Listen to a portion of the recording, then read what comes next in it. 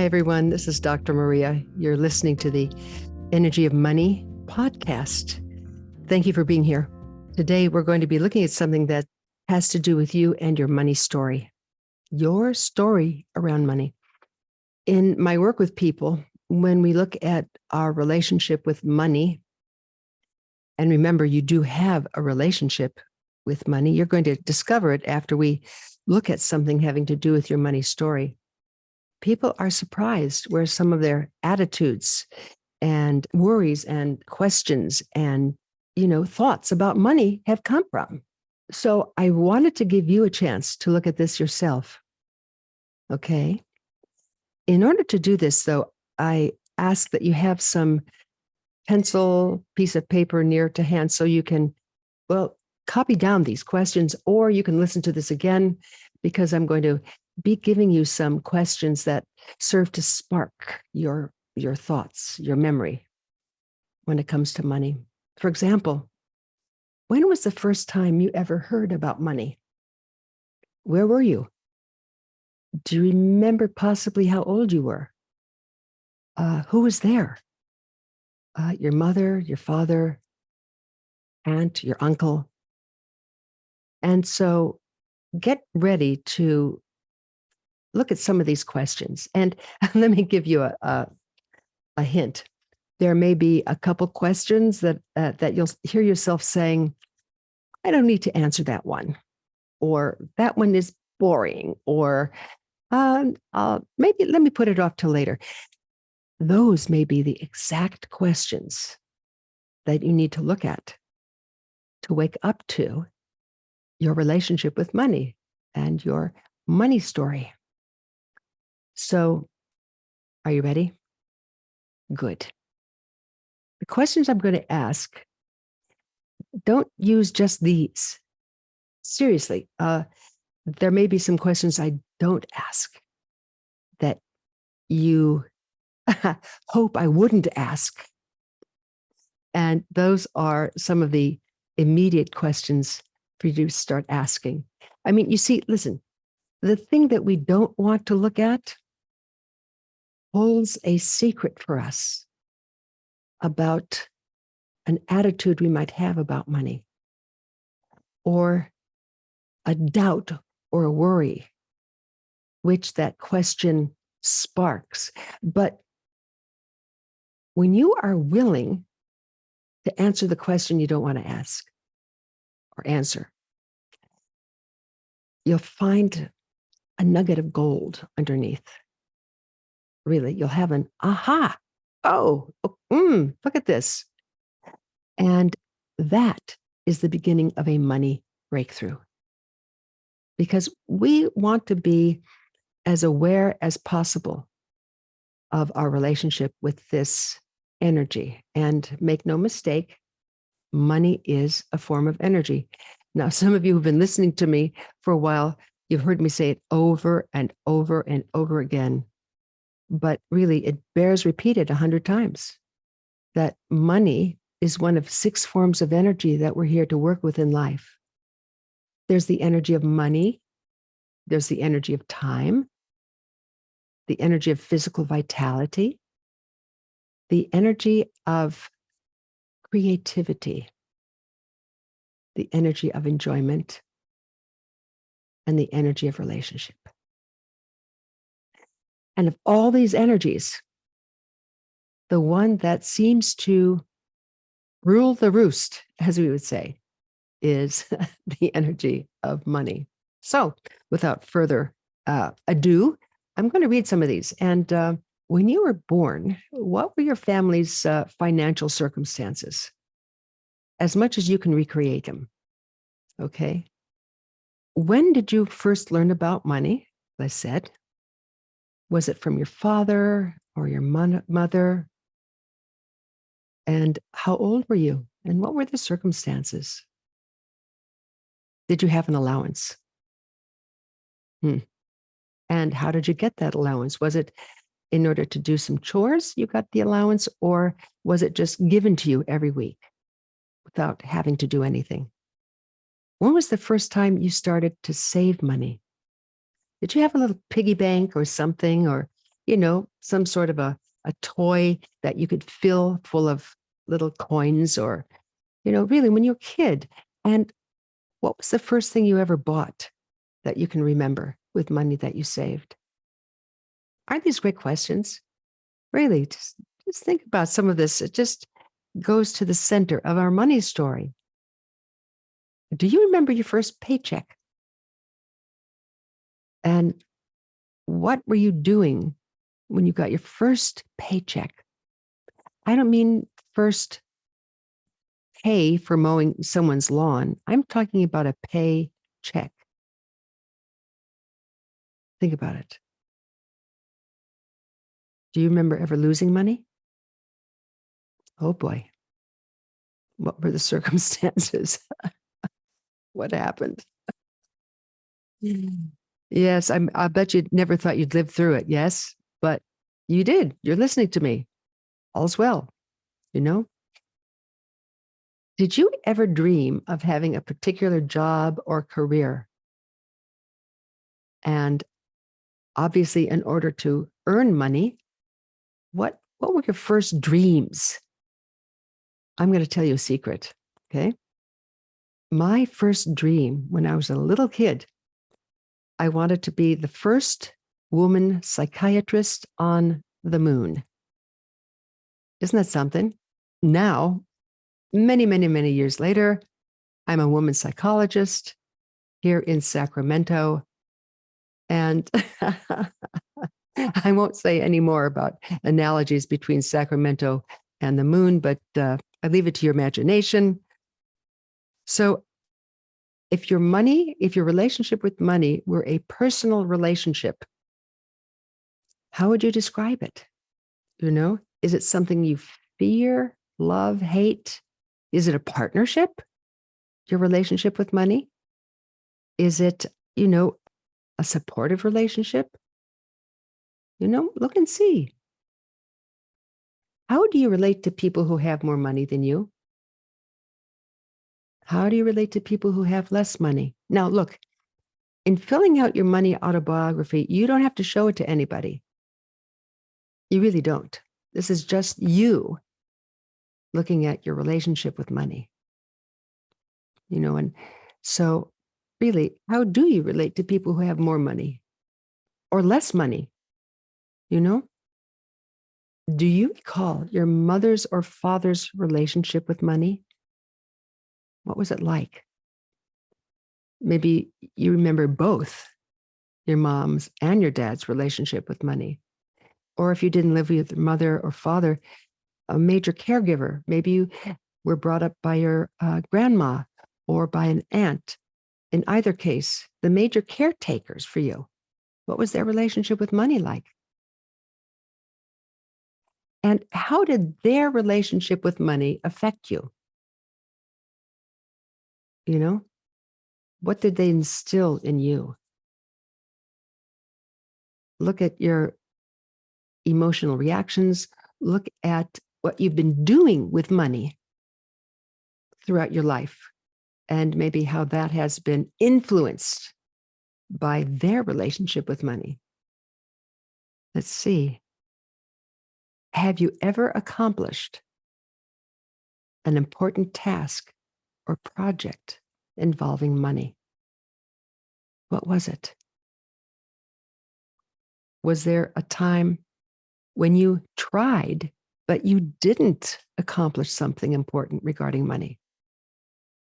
What was that? How did it make you feel? Now this is a good one. If you were to brand your own type of money craziness, what would it be? We all have little crazinesses when it comes to money. What's your own personal money craziness? How are you feeling, incidentally, listening to all these questions? I hope they interest you. And once again, I'm reading them slowly, but you can always hear this again, this podcast, to get the ones you didn't pick up. especially the ones you didn't pick up. You know what I'm saying? Oh, I don't remember her asking that question. Where do you see yourself 10 years from now regarding money? Where do you want to be 10 years from now regarding money? Now, this is a good one. Are you afraid that money is not spiritual enough for you? You know, or do you worry that getting more money isn't spiritual? Or to even talk about money does not mean that you're on your spiritual path. You know, I remember one woman who said, this is really great, a coach who said, and I was coaching her at the time. She said, I hate to charge so much money for coaching my clients because I'm having so much fun. I hate to charge them. I said, wait, let me get this straight. When you do a bad job with money, that's when you're going to start coaching them, having more, charging them more. If you feel too good to charge them, it may mean that in order to make more money, do you have to lower your standards a little? You see, the logic doesn't make it, does it? And yet sometimes we have that kind of thought. Oh, I can't be charging this person. It could be for coaching. It could be for a consultation. It could be for whatever, an energy reading, whatever it is. I can't charge them because that's not spiritual. Take a deep breath, folks. Money is neither spiritual nor non-spiritual. It's neither good nor bad. Really, it's just energy. Would you call the energy from the sun good or bad? No, the energy in itself, is good depending upon how you're using it. You see that? You can, as we're dealing with right now in our climate crisis, our experience of the sun is not so good, is it?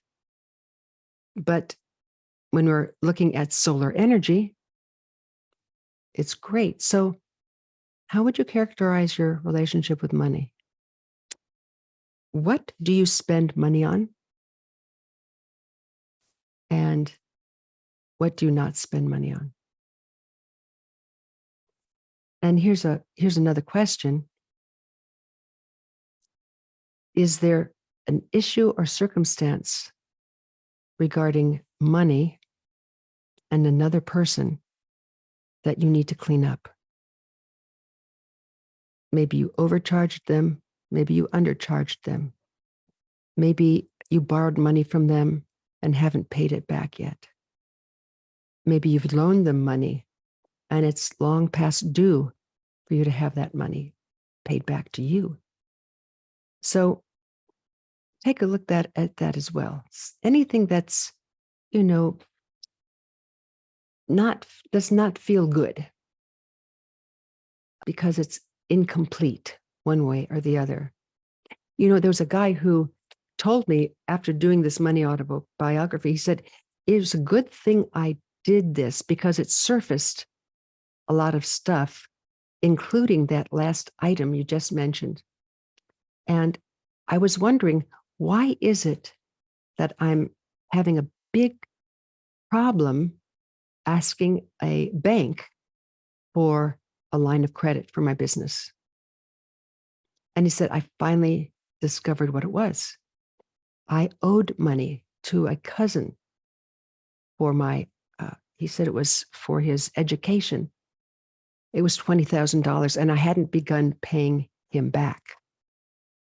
And as soon as I saw this and started paying him back, he was very generous with me, he said, and he let me pay it back over a long period of time because he knew that I needed money for my business. But the minute I started paying it back, something lifted and I could go to the bank and ask for a line of credit. Isn't that interesting how it goes with us in our relationship with money? Don't limit yourself to the questions that I've asked, because invariably other questions will come up for you. And answer those, please. Finally, if you could give your relationship with money a title, it could be like a title for a song or a title for a book, what would it be? And put that at the top of your money autobiography. Wow, huh? That's a lot. But I just know in my heart that if you begin even answering a few of these questions, let alone your own ones, I tell you, you'll see some things that come up that I haven't even mentioned. And if you look at that, you'll discover something hidden that needs to be brought out. So what do you think? Are you willing to do it?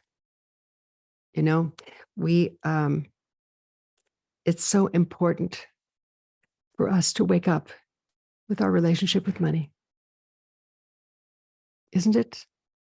Because if not, we're bound by these old ideas and weird thoughts that we carry around with us regarding our relationship with money. And you don't want that, do you? Of course not. So, this is Dr. Maria, coach, and someone who's really dedicated to having people having an easier time with their relationship with money. I've worked with people now, oh my heavens.